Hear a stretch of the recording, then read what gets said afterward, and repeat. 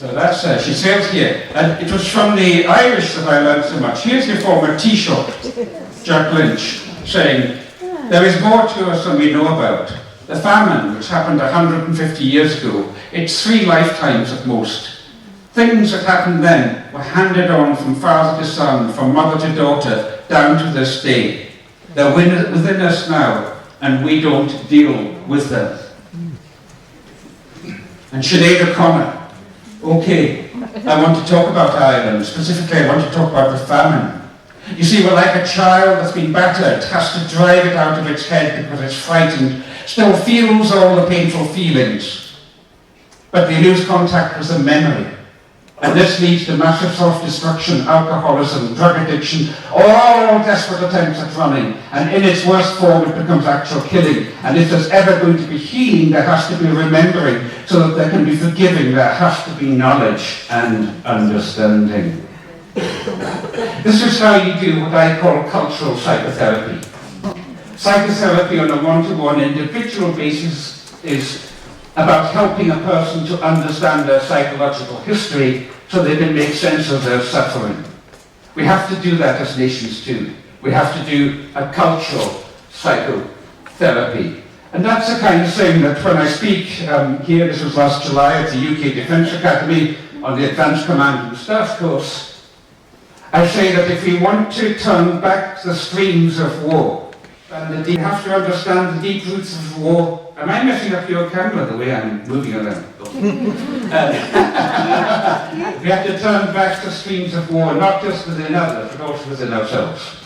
Because we're all carrying the seeds of war within us in multiple different ways. And it was in 2009, I just back from speaking to military and diplomats in Geneva on NATO's Partnership for Peace program in 2009 that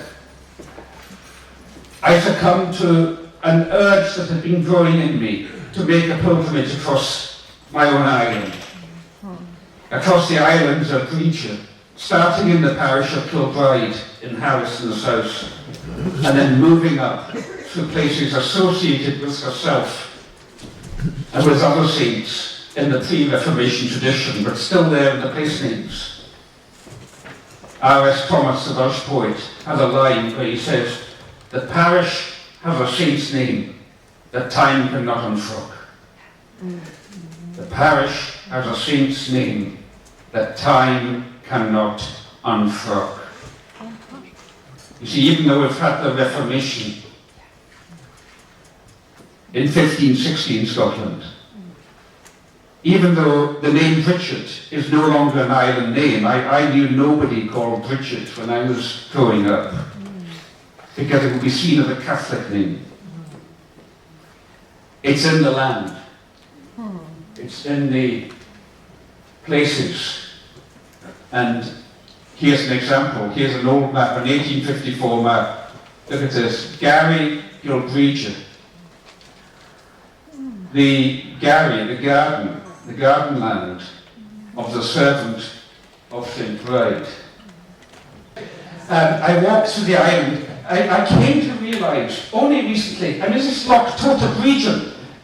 Loch Tota Brigid, the Loch of Brigid's ruin. That's a loch that I used to fish in when I was a boy. It's just a mile up the road from where I lived. And that's my friend Rusty, that's Tota Brigid, that's the ruin on that hillock. And we know nothing about it except that's its name. And it's not a name otherwise in the island. That's the kind of thing. We have the art of Brigid. This is John Duncan of the Celtic Revival. St. Bride in the Hebridean tradition being taken from Iona, where she was born, to the Holy Land on the night of the Nativity. And what you've got there is Brigid localized in many different places. Various parts of Scotland claim she was born there. You, of course, know that she was born here. What does it matter? Because we're talking about an archetype. We're talking about the deep psycho-spiritual principle of the divine feminine, which of course is born everywhere. And of course she's a Mary of the Gale. Of course she is. Because in our tradition, fostership, adoption counts for even more than blood lineage. The bonds of blood count for 30-fold. The bonds of milk, of fostership, count for 100-fold. The bonds of milk are stronger than the bonds of blood. And so what that tradition is basically doing is it's turning the Blessed Virgin Mary into a local girl. It is allowing us to see what Mary, that revolutionary woman, who said the mighty will be pulled down from their thrones and the lowly lifted up, who said unto God, let it be unto me. There will be an answer. That's the tradition we're holding. That Brigid helps to fuse, the gorgeous Brigid helps to fuse in how we understand what Mary is about. So that's a coming up bride on Duncan. So basically on my walk, starting off at St. Clement's Church in the south of Paris here, apart from this and one other, all of the temples, some 30 or so chapel sites, the temples, the pre-Reformation chapels, all of them are in ruins. And then walking up through the island, meeting with wonderful people along the way, Jessie here and Anne here, who ran the Bays Cafe, and encouraged me to rediscover Tobernagoa, the well of the blacksmiths, which had been lost for 30 years. And when I saw this Fora Sphagnum moss, I started digging with a spade that I was given, and there's a well. I found the well. That's now been rediscovered. These kind of adventures on the way. But then heading into the mountains. And I went into the mountains. I was 4 days alone without meeting anybody else in the heart of the mountains here, crossing from Harris to Lewis in very treacherous, very beautiful, very treacherous conditions. But all the time I'm reflecting on war. As I look at that, you're seeing a beautiful scene. In my mind, I'm imagining what used to be there. There used to be a huge, I think it was 200-foot high NATO mast rising up from there. Because this was at the centre of North Atlantic Cold War defences. Coming across amazing structures, the Bothan, the Sheelings out in the moor, where people used to go both with their cattle but also for religious retreat. So you'll have names like Ari Natagat, the Sheeling of the priest. Yeah, you're getting the same stuff, the Sheeling of the priest. So these would be places of devotion also. And then you come to here and you see, one house which is used to watch the salmon, but the markings of the land are all there. There used to be a huge village here. These empty places where the people were cleared from the land, where Donald Trump had his origin. And so moving up the island, here's Brigid's Sheeling. Here's Brigid's Sheeling. I've not got time to read you a passage from Poacher's Pilgrimage about that, but it was incredibly moving. If you read the book, there is the fern that I'm talking about. I was kneeling, praying at the little stone here in Brigid's Sheeling, and I noticed this little fern coming up, and I was reminded of a John Martin song, I curl around you like a fern in the spring. And so I move on through the island, attending the Free Church service, the Presbyterian service, a magnificent service on Job 12, which is about ecology, that the Reverend Callum MacDonald delivered. And then the sacred sites, Champolina, St. John's Temple. Look at the stones there, the headstones. First time I saw that was in County Mayo, at a famine graveyard. The traditions of humble people. Champolvora, St. Mary's Temple, buried underneath the sand, and the headstones on top of it. Here the dead are raised above the temple. Tobernagoa, St. Mary's Well. Tober Brigid, St. Brigid's Well. There's my friend Dr. Finlay MacLeod opening the well and showing it to me as we drank from it. Champel Brigid, all you can see is this wall under the grass of the foundations of where a temple beside the well used to be in the north of Lewis. The temple of the Sacred Cross, or the Sacred Heart. The temple of St. Peter, where they bury the old Bibles that can no longer be used. And kneeling here at the end of the pilgrimage, in a place with human bones scattered around, because the Hill of the Dead is being opened by the winds of climate change blasting in.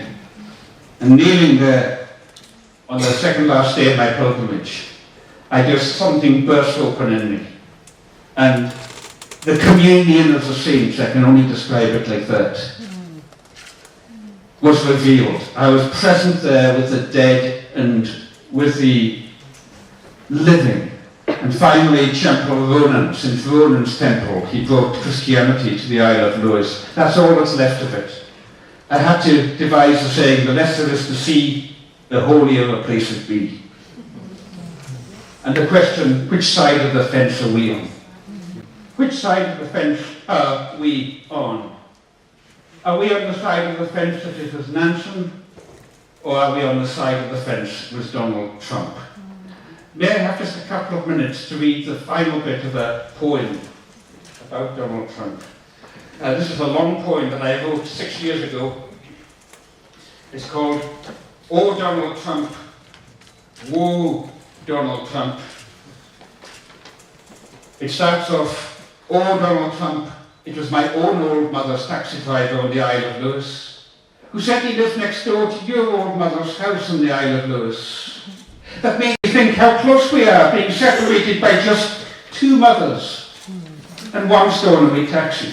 And so it goes on, because it's about Donald Trump forcing a golf course on a site of special scientific interest. And then I get to the end of it, of the island itself, calling to Donald Trump, because Trump's people had been threatening an old woman on the golf course, saying there would be consequences of her not selling the land or whatever he wanted her to do. There would be consequences of messing with him. There are consequences indeed, Donald, for what you do. The island from within sees the likes of you. The island names, unmasks, engages with the likes of you, who take its name in vain against the grain. The island has a context in which to place the likes of you. I quote again from the island's own publicity, namely from the King James Version of the Bible. "Woe to you, scribes, hypocrites, for ye devour widows' houses, for ye are like unto whitened sepulchres, which indeed appear beautiful outwards, but are within full of dead men's bones, and of all uncleanliness." Woe to you, Donald Trump.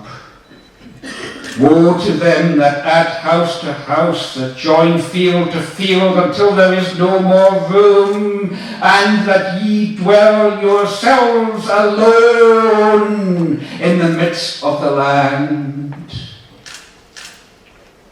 Woe to you, Donald Trump, for the Lord preserve us the strangers. He relieve us the fatherless and the widow, but the ways of the wicked he turneth upside down. Woe, woe, and 3 times woe. And this is important, because this is what we've got to cultivate. And this is what's in our deep traditions. Oh, Donald Trump, be not mistaken. The island does not cast a curse, does not return the shameful act with evil eye. Sufficient that it just withdraws its blessing. 'Tis you who stand yourself accursed and drains the flow of life, the artery cut that curls and tightens, dreadful back upon itself. The island stands not for a curse, but only to forgive, to draw back in its prodigals, not 7 times you say, but 70 times 7 times. You told the world you loved this land and wished your mother's memory, though naming your development we have perforce observed, not after Mary Ann MacLeod, but after Mr. Trump. Come home, Donald. Come home in your mind! Come home to gentle, honest folk. Come home to nature's guileless way, without greed, without force, without tears.